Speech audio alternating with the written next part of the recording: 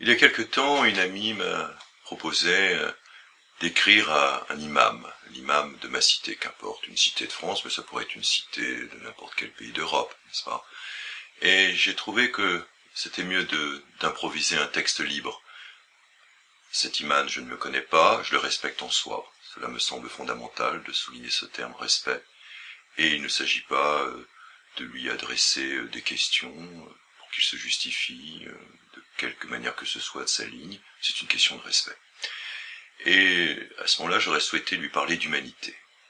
Et je veux me permettre d'oser un jeu de mots poétique pour décrypter ma pensée de ce que j'aimerais dire à un imam d'une cité de France ou d'Europe. Humanité. Humer. Humer, c'est respirer.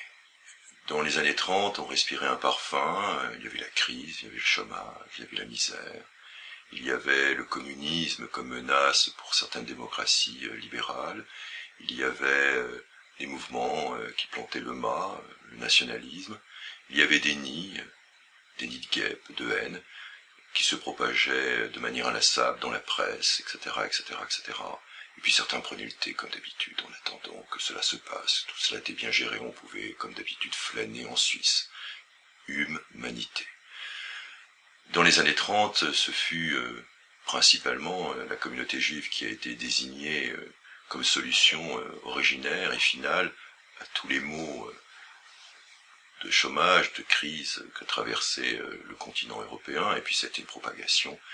Et puis je tiens à rappeler que l'antisémitisme ne datait pas simplement des années 30, c'était une construction pendant des siècles, et pendant le même moment, il ne m'a point échappé, il faut être honnête, que la communauté juive vivait en paix, dans l'Oumma, dans la communauté des croyants, en terre d'islam, dans l'islam il y a paix.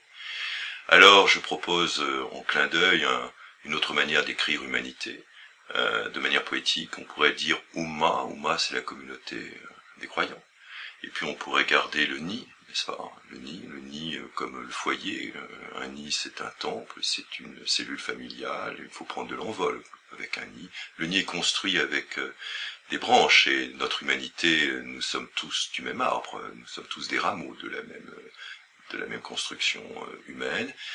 Et puis le thé à ce moment-là on partage, voilà.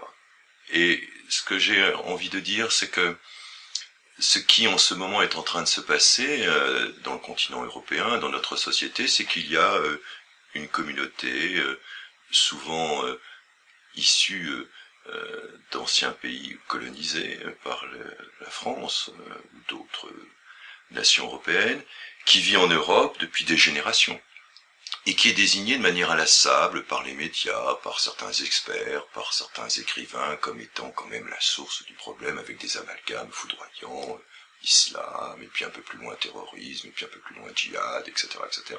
Alors évidemment, les choses sont, comment dirais-je, pas si simplifiantes, mais enfin quand même, il y a quand même un discours toujours retravaillé, avec des images qui ne sont pas anodines.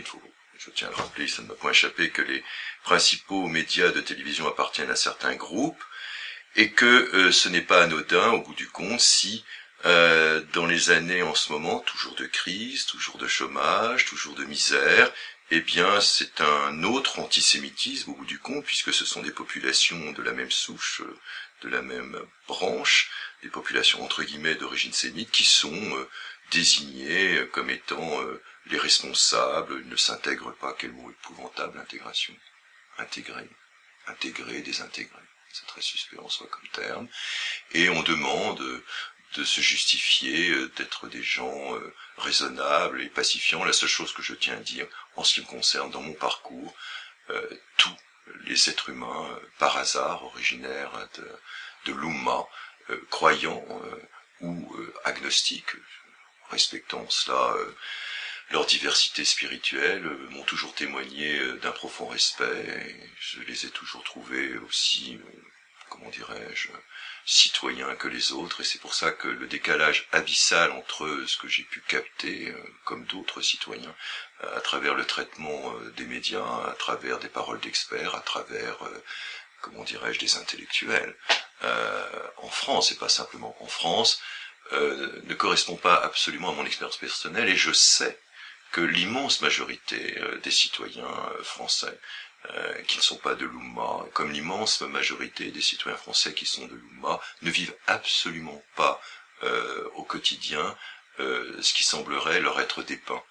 Et c'est ce qui me frappe. J'eusse aimé que dans les années 30, des messages de sympathie, de compréhension, de respect soient adressés aux rabbins, qui étaient souvent en première ligne dans leur communauté en Europe, n'est-ce pas?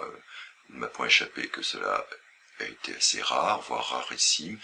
Et je souhaite, alors c'est comme un rêve, j'ai un rêve, n'est-ce pas, pour reprendre et paraphraser notre grand humaniste Martin Luther King, mais j'ai un rêve que, en ce monde, le plus vite possible, au bout du compte, les manifestations qui pourraient se propager sur la planète, ce serait simplement les croyants, qu'importe le monothéisme, chrétien, protestant, catholique, orthodoxe, qu'importe, musulmans, chiites ou sunnites, juifs, qui sont ensemble et manifesteraient ensemble pour simplement dire des slogans très simples.